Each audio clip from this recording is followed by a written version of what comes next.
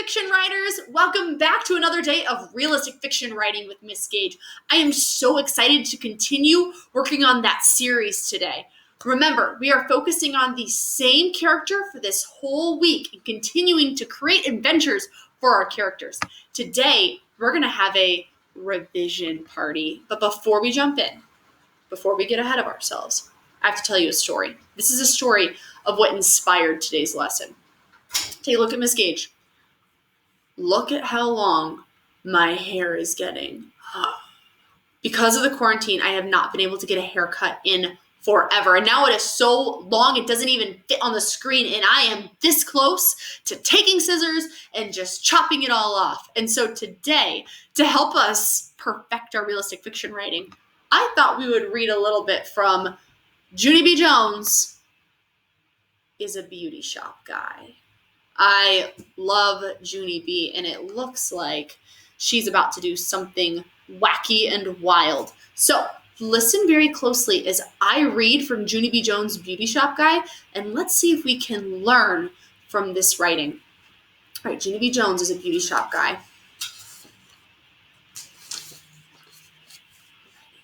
Oh, look at that picture. She's so silly.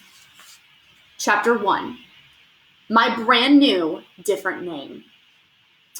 My name is Junie B. Jones. The B stands for Beatrice, except I don't like Beatrice. I just like B, and that's all. Only guess what? That doesn't even matter anymore, because I'm changing my name to a brand new different name. It popped right in my head when I waked up this morning. That's how come I zoomed out of bed. I zoomed to the kitchen to tell Mother and Daddy.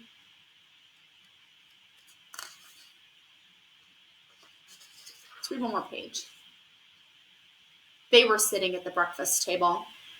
People, guess what? Guess what? I am changing my name to a brand new different name, and it is the loveliest name I have ever heard of. Mother was feeding my baby brother named Ollie. Daddy was reading his paper. They did not pay attention to me. I climbed up on my chair and shouted out my new name real loud. Pinky Gladys Gootsman. My new name is Pinky Gladys Gootsman. Just then, Daddy looked at me over the top of his paper, because now he was paying attention. Excuse me? Could you run that by me one more time? He asked.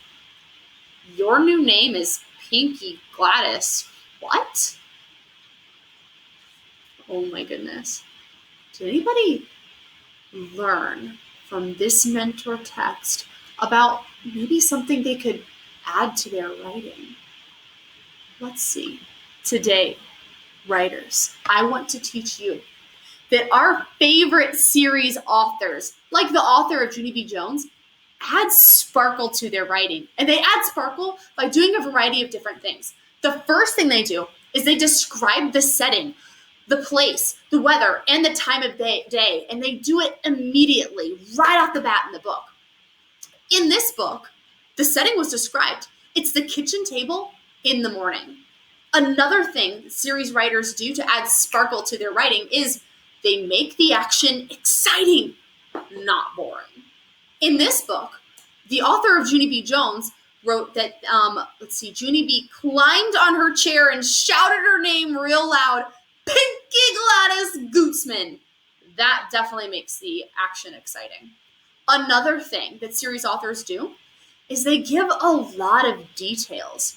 For instance, in this book, the author wrote that Mother was feeding her baby brother named Ollie.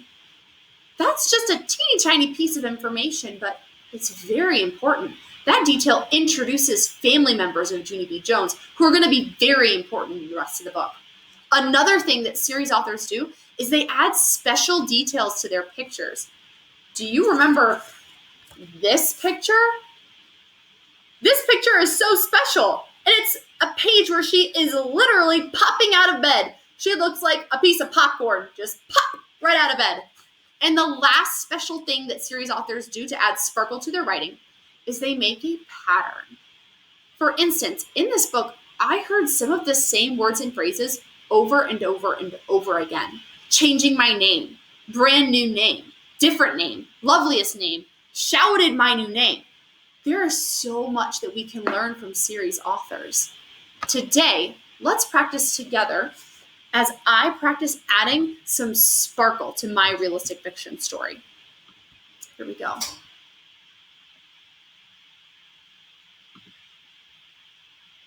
All right, friends. Here we go. This is where I left off. Yesterday, I added dialogue, and today I need to add some sparkle. Well, let me think. One thing in Junie B. Jones that the author did really well was they described the setting in the story. Let's see if I can make my setting sparkle. Here we go. Gretchen was so excited. She finished all of her assignments on Seesaw and ran outside to play. I have an idea. This is what I'm going to do. I am going to add to this sentence so that it sparkles. Well, I'm going to start up here and then make this sentence so powerful. It was a brisk, that's a great word for cold, afternoon in April, and Gretchen was so excited. Wow, I really added some sparkle to my setting. I talked about when this was happening. I even mentioned the month. Fantastic. I wonder if there are other places that I could possibly add some sparkle in my writing. Oh, you know what? I noticed that the detail in the pictures of Junie B. Jones were amazing. I think I need to add some special detail here in this picture, especially. Let me see. Want to play?